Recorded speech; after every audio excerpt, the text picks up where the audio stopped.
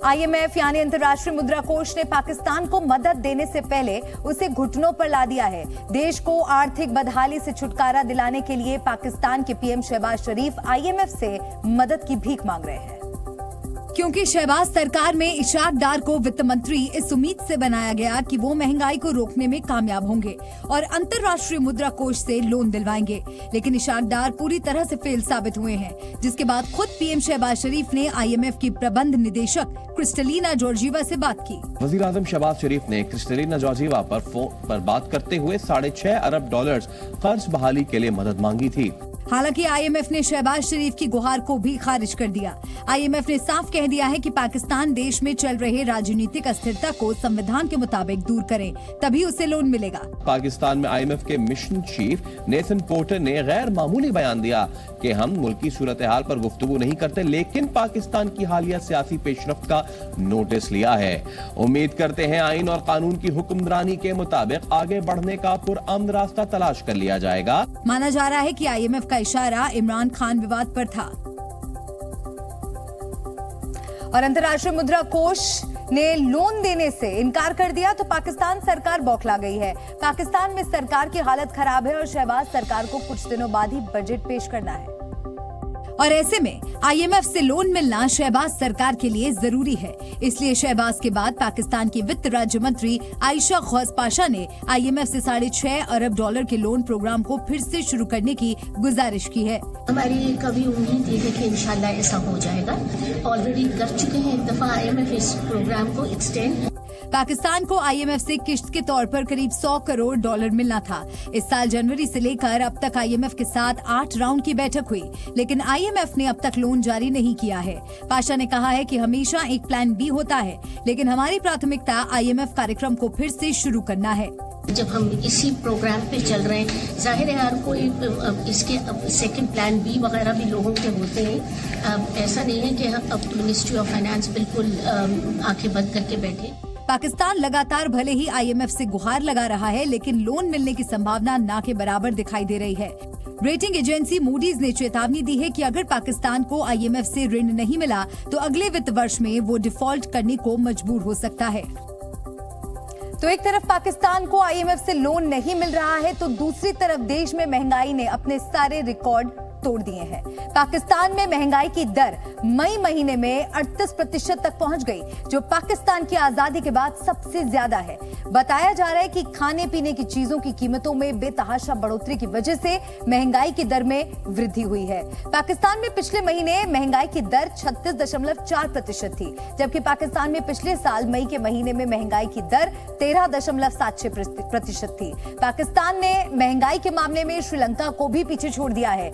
मई में श्रीलंका में महंगाई की दर 25.2% रही, जबकि श्रीलंका में अप्रैल महीने में महंगाई दर 35.3% थी। मतलब अप्रैल के महीने में पाकिस्तान महंगाई के मामले में श्रीलंका से आगे था। और बात राहुल गांधी की एक बार फिर से करेंगे। राहुल गांधी ने जिस तरह से विदेशी धरती से मोदी सरकार को घेरा, उस पर संघ प्रमुख मोहन भागवत का बड़ा बयान सामने आया। विदेशी धरती से दिए जाने वाले बयानों पर मोहन भागवत ने राहुल गांधी को नसीहत दी और कहा कि दुनिया के कई लोग भारत में शांति और विकास को पसंद नहीं करते हैं, जिसके कारण उनकी कोशिश होती है कि सामाजिक भाईचारा बिगड़ा रहे। अपने स्वार्थ के लिए भारत को दबाए रखने वाले, आपस में झगड़ता लड़ता रखना चाहने वाले लोग हैं, उनको अवसर मिलता है, वो इसको और चौड़ा करने के लिए तरह तरह के कुचक्र रचते हैं। मोहन भागवत की सियासी मर्यादा पर दिए नसीहत पर विपक्ष ने पलटवार किया और कहा कि प्रधानमंत्री मोदी ने ही सियासी मर्यादा को भंग किया है। नरेंद्र मोदी जी ने, जिन्होंने कहा था कि भारत की संसद में हम सभी लोग टीम इंडिया हैं, पूरे देश में विपक्षी ताकतों को जेल में डालने का काम, उनकी सदस्यता को खत्म करने का काम, उनके साथ दुश्मनी का व्यवहार करने का काम। मोहन भागवत का बयान मौजूदा दौर में विपक्ष और सत्ता पक्ष के बीच बढ़ रही कटुता के बाद सामने आया। राहुल गांधी के मुसलमानों की सुरक्षा पर उठाए सवाल का संघ प्रमुख ने तर्क के साथ उत्तर देते हुए कहा, भारत की परंपरा हर सोच को अपनाने की रही है। साथ ही उन्होंने ये भी कहा कि भारत इकलौता ऐसा देश है जहां किसी व्यक्ति से उसकी मान्यता या धर्म को लेकर भेदभाव नहीं किया जाता। भारतवर्ष में ही हम सबकी विशिष्ट पहचानें सुरक्षित है। भारत के बाहर वहां की मूल पहचान से आप अगर अलग है तो आपका वहां सुख से रह पाना मुश्किल है।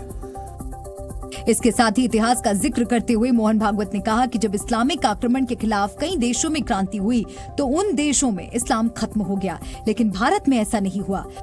अपने कार्यक्षेत्र में इस्लाम सिकुड़ गया, सब ने सब बदल दिया। अब विदेशी तो यहां से चले गए, लेकिन इस्लाम की पूजा कहां सुरक्षित चलती? यहीं सुरक्षित चलती है। आरएसएस प्रमुख ने नागपुर में देश भर से आए प्रचारकों से जुड़े कार्यक्रम के दौरान ये बातें कही।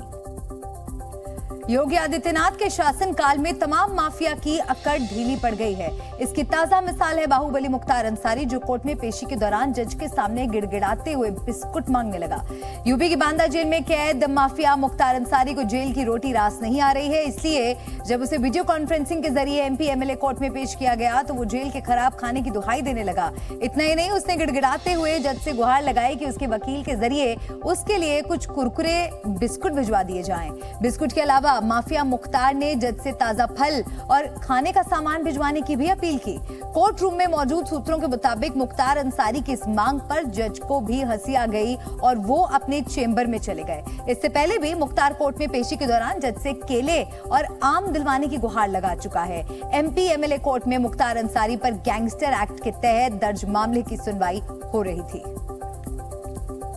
माफिया डॉन अतीक अहमद और उसके भाई अशरफ की हत्या हो चुकी है, लेकिन उनकी दहशत अभी भी बरकरार है।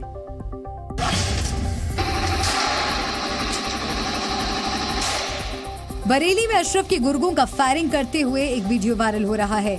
दावा किया जा रहा है कि लोगों में डर पैदा करने के लिए अशरफ के गुर्गों ने फायरिंग की है। शराबबंदी वाले बिहार में एक बार फिर शराब पकड़ी गई। बेगूसराय पुलिस ने चेकिंग के दौरान गंगा सागर एक्सप्रेस से 45 बोतल बियर की बरामद की है। शामली के हनुमान मंदिर में मिनी स्कर्ट और फटी जीन्स पहनकर आने पर रोक लगा दी गई है। मंदिर में इस संबंध में एक नोटिस भी लगाया गया है। मध्य प्रदेश की राजधानी भोपाल का नाम बदलने की मांग को लेकर सियासत गर्मा गई है। प्रसिद्ध गीतकार और लेखक मनोज मुंतशिर ने भोपाल का नाम भोजपाल करने की मांग उठाई, जिस पर कांग्रेस ने ऐतराज जताया।